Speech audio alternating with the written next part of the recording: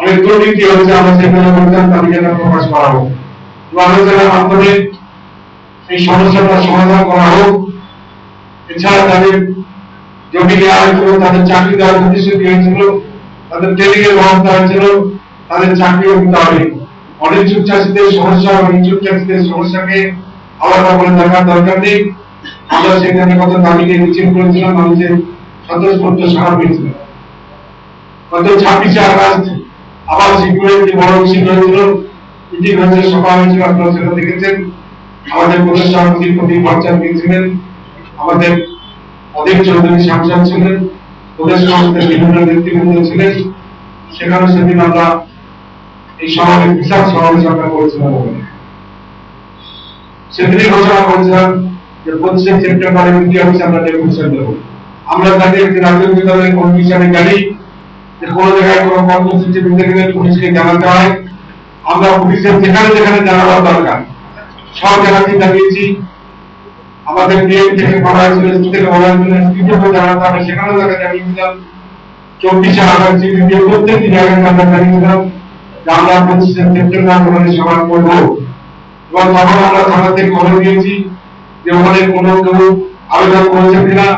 আমাদের থানাতে বলেছিল কোনো আবেদন নেই, আমাদের রিসিভ করে দিয়েছিলেন, সমস্ত অফিসে আবেদন করেনি। কারণ জেলা প্রশাসনের সমস্ত জায়গাতে আমরা আবেদন করেছিলাম, কোথাও কেউ আবেদন করেনি ওই জায়গাতে। কিন্তু অত্যন্ত দুর্ভাগ্যের বিষয়, গত এক সপ্তাহ ধরে দেখছি তৃণমূল কংগ্রেস সেখানে সভা করবে, সকাল থেকে দেখে তারা মঞ্চে ছেড়ে দেওয়া যাচ্ছে।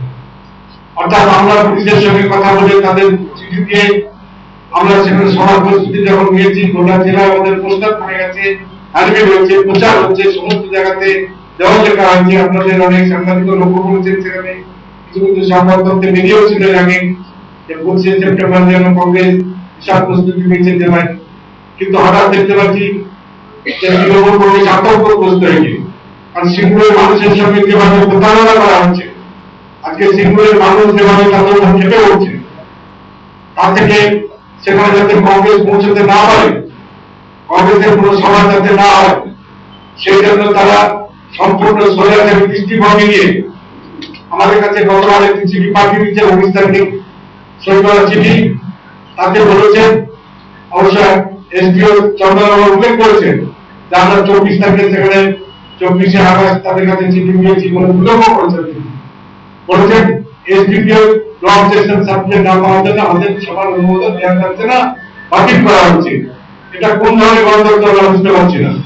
অথচ তৃণমূল কংগ্রেস সেখানে সভা করতে পারবে, কংগ্রেস সেখানে সভা করতে পারবে না। আগাম ইনফরমেশন দেওয়া সত্ত্বেও এবং তাদের কাছে যেভাবে আমরা অনুমোদন হয় সেইভাবেই কারণ আমরা কম শান্তি করে আর কেউ নেই, আমরা করতে পারবেন, কারণ সেখানে অ্যাকশন ওয়ার্ড তারা জানবে।